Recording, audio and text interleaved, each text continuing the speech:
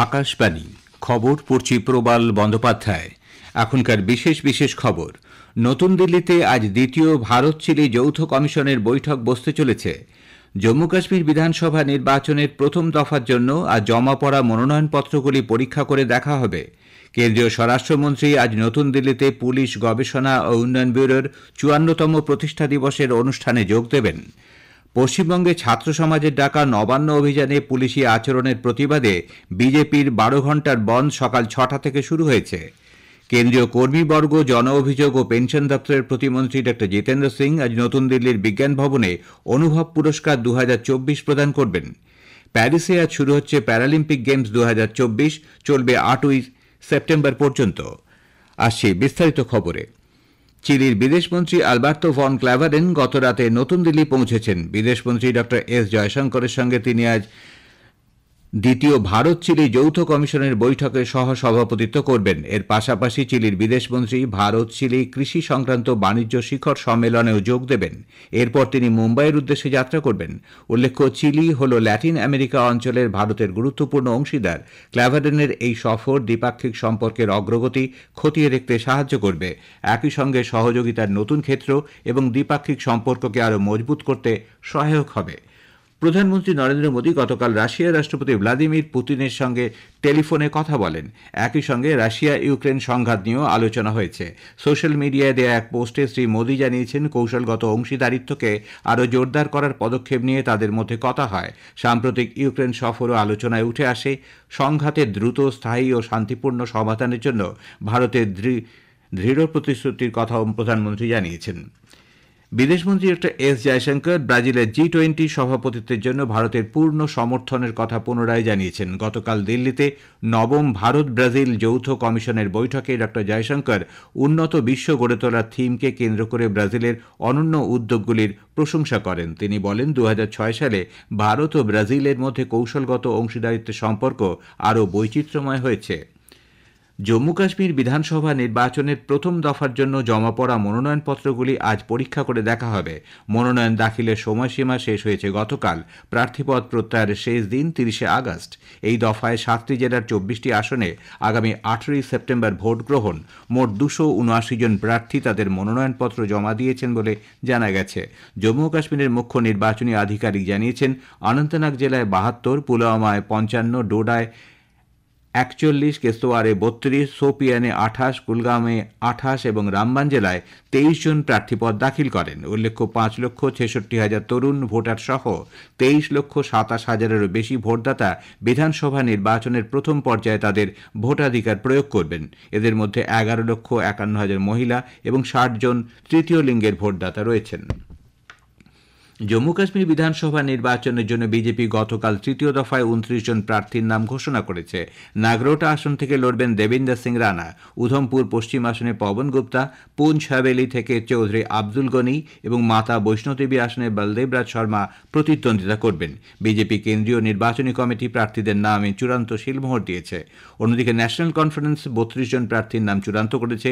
গান্ধেরবাল কেন্দ্র থেকে প্রতিদ্বন্দ্বিতা করবেন ওমর আবদুল্লাহ। 90 আসনে জম্মু কাশ্মীর বিধানসভায় এ পর্যন্ত ন্যাশনাল কনফারেন্স 51টি আসনে ও কংগ্রেস 32টি আসনে প্রার্থী দিয়েছে। অন্যদিকে কংগ্রেস জম্মু কাশ্মীর বিধানসভা নির্বাচনে 9 জন প্রার্থীর একটি তালিকা প্রকাশ করেছে। দুরু বিধানসভা আসন থেকে গোলাম মোহাম্মদ মীর এবং ডোডা আসনে শেখ রিয়াজ, ডোডা পশ্চিম বিধানসভা কেন্দ্র থেকে প্রদীপ কুমার ভাগত প্রতিদ্বন্দ্বিতা করবেন। কেন্দ্রীয় স্বরাষ্ট্রমন্ত্রী অমিত শাহ আজ নতুন দিল্লিতে পুলিশ গবেষণা ও উন্নয়ন ব্যুরোর 54তম প্রতিষ্ঠা দিবসের অনুষ্ঠানে যোগ দেবেন। নতুন ফৌজদারি আইন, নাগরিক কেন্দ্রিক পুনর্গঠন শীর্ষক আনন্দ স্বরূপ গুপ্তা স্মারক বক্তৃতায় ভাষণ দেবেন তিনি। 2023-24 সালে রাষ্ট্রপতি পদকপ্রাপ্ত পুলিশ আধিকারিকদেরও সম্মানিত করবেন শ্রী শাহ। নতুন ফৌজদারি আইন বিষয়ে ইন্ডিয়ান পুলিশ জার্নাল নামে ব্যুরো প্রকাশিত একটি পত্রিকার বিশেষ সংস্করণও স্বরাষ্ট্রমন্ত্রী প্রকাশ করবেন। খবর শুনছেন আকাশবাণী থেকে। ছাত্র সমাজের ডাকা নবান্ন অভিযানকে কেন্দ্র করে গতকালের ধুন্ধুমার কাণ্ডে ছাত্রদের ওপর পুলিশি আক্রমণের প্রতিবাদে বিজেপি আজ সকাল ৬টা থেকে ১২ ঘণ্টা বাংলা বন্ধের ডাক দিয়েছে। দলের রাজ্য সভাপতি সুকান্ত মজুমদার গতকাল কলকাতায় সাংবাদিকদের একথা জানান। এদিকে বিজেপির ডাকা বন্ধ রাজ্য সরকার মানবে না বলে স্পষ্ট জানিয়েছে। জনজীবন সচল রাখতে সব রকম ব্যবস্থা নেওয়া হবে বলে মুখ্যমন্ত্রীর প্রধান উপদেষ্টা আলাপন বন্দ্যোপাধ্যায় জানিয়েছেন। জনজীবন স্বাভাবিক রাখতে রাষ্ট্রীয় পরিবহনের সব কর্মীর ছুটি আজ বাতিল করা হয়েছে বলে রাজ্যের পরিবহন মন্ত্রী স্নেহাশিস চক্রবর্তী জানিয়েছেন। এদিকে আজ সকাল থেকে যানবাহন চলাচল স্বাভাবিক থাকলেও বনগাঁ, ডায়মন্ড হারবার, কল্যাণী স্টেশনে রেল অবরোধ চলছে। হাওড়ায় ব্যান্ডেল, কাটোয়া স্টেশনে সকালে মিনিট 15-এর জন্য রেল অবরোধ হয়। পুলিশ বিক্ষোভকারীদের হটিয়ে দিলে রেল চলাচল স্বাভাবিক হয়েছে। দক্ষিণের শিয়ালদা ও মেন লাইনেও ট্রেন চলাচল বিঘ্নিত হচ্ছে। আগেই জানানো হয়েছে আরজি কর কাণ্ডের প্রতিবাদে এবং মুখ্যমন্ত্রীর পদত্যাগের দাবিতে ছাত্র সমাজের ডাকা নবান্ন অভিযানকে কেন্দ্র করে জনতা পুলিশ খণ্ডযুদ্ধে গতকাল পরিস্থিতি অগ্নিগর্ভ হয়ে ওঠে। কলকাতা ও হাওড়া নবান্নমুখী সব রাস্তাই রণক্ষেত্রে পরিণত হয়। মুহুর্মুহু কাঁদানে গ্যাস এবং লাগাতার জল কামান ছুঁড়েও মিছিলকারীদের হটানো যায়নি। পিছিয়ে গিয়েও তারা বারবার ফিরে আসেন, ঝাঁপিয়ে পড়েন ব্যারিকেডের উপর। জনতাকে ছত্রভঙ্গ করতে লাঠিচার্জ করে পুলিশ। এতে কয়েকজন আন্দোলনকারী আহত হন বলে অভিযোগ। অন্যদিকে বিক্ষোভকারীদের ছোড়ায় ইটের ঘায়ে এক পুলিশ কর্মীর মাথা ফাটে। বাবুঘাটে পুলিশের একটি বাইক জ্বালিয়ে দেওয়া হয়। বিক্ষোভকারীদের তাড়া করতে দেখা যায় পুলিশ কর্মীদের। কলকাতা ও হাওড়ার বিভিন্ন রাস্তায় যান চলাচল স্বাভাবিক হতে সন্ধে ঘুরিয়ে যায়। পুলিশ গতকালের এই ঘটনায় মোট 220 জনকে গ্রেপ্তার করেছে বলে লালবাজার সূত্রে জানা গেছে। এদিকে গ্রেপ্তার হওয়া ছাত্রদের মুক্তির দাবিতে সুকান্ত মজুমদার সহ বিজেপি নেতাকর্মীদের লালবাজার অভিযানকে কেন্দ্র করে গতকাল পরিস্থিতি উত্তপ্ত হয়ে ওঠে। পুলিশ মিছিল আটকে দিলে রাস্তায় বসে বিক্ষোভ দেখান তারা। ব্যারিকেড ভেঙে বিজেপি কর্মীরা এগোনোর চেষ্টা করলে পুলিশ কাঁদানে গ্যাস ছোড়ে। তার ধোঁয়ায় অসুস্থ হয়ে পড়েন রাজ্য সভাপতি তথা কেন্দ্রীয় শিক্ষা প্রতিমন্ত্রী। নিরাপত্তা রক্ষী এবং দলীয় কর্মীরা দ্রুত তাকে সরিয়ে নিয়ে যান। বিজেপির সর্বভারতীয় সভাপতি জগৎ প্রকাশ নাড্ডা নবান্ন অভিযানে প্রতিবাদীদের বিরুদ্ধে পুলিশি আচরণের তীব্র নিন্দা করেছেন। এক সোশ্যাল মিডিয়া পোস্টে শ্রী নাড্ডা বলেছেন, মারমুখী পুলিশের ছবি গণতান্ত্রিক মূল্যবোধে বিশ্বাসী প্রতিটি মানুষকে ক্রুদ্ধ করেছে। মুখ্যমন্ত্রী মমতা ব্যানার্জির শাসনে মহিলাদের সুরক্ষা নিয়ে কথা বলা অপরাধ হিসেবে গণ্য হয় কিনা সেই প্রশ্ন তুলেছেন তিনি।